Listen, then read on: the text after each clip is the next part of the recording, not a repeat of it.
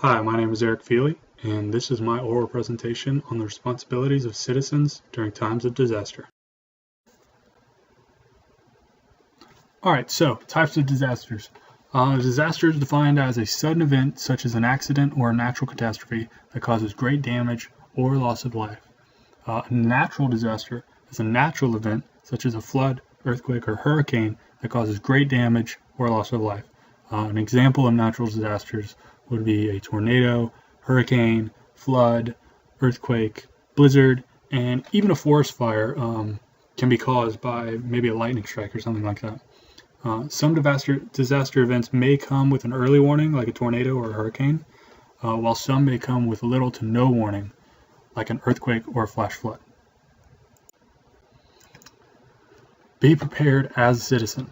Remember, in the end, you are responsible for the safety of you and your family, as well as your property. Okay, have a plan. Know what to do before, during, and after a disaster strikes. Be aware of the types of disasters that are more common in your area of the country. So, for example, I live in Florida, probably not too worried about earthquakes, but hurricanes are something to be more aware of living in Florida. If you're living in California, maybe earthquakes would be your biggest threat. Kansas, maybe tornadoes would be your biggest threat. Things like that.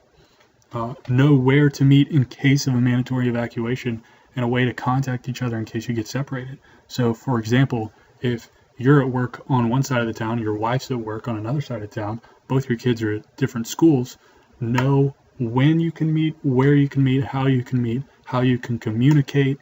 You know, if the phone lines go down, have your cell phones readily available, things like that. Be prepared, have readily available supplies. So your basic supply needs obviously consist of food and water and shelter. So 1 gallon per person per day for at least 3 days. A first aid kit is always recommended. Local maps of the region in case maybe an evacuation route on a mandatory evacuation gets clogged up. Maybe you have alternative roads that you can go down. Battery-powered or hand-cranked radios and weather radios, as well as flashlights with extra batteries.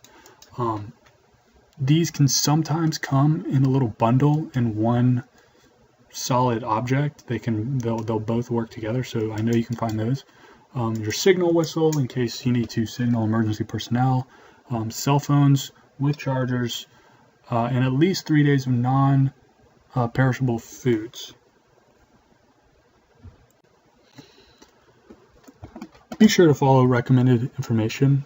Pay attention to your local news as well as national news on whatever disaster may be affecting your area. So, for example, a hurricane, maybe it hasn't hit yet.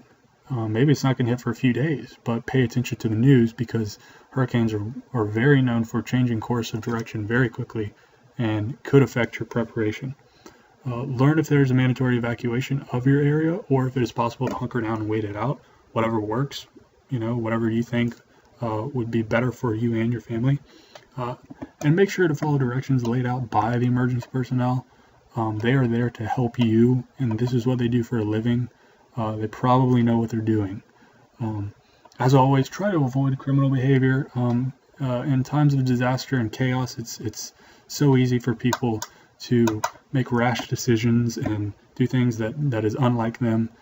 So try to be more of a help to the society and local community rather than a hindrance.